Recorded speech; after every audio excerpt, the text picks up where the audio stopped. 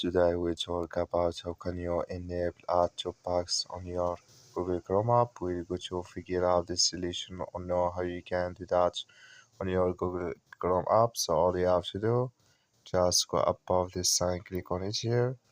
So when you just click on it here, it's going to show for you this like this here. Then all you have to do, just click here on settings, click on it here.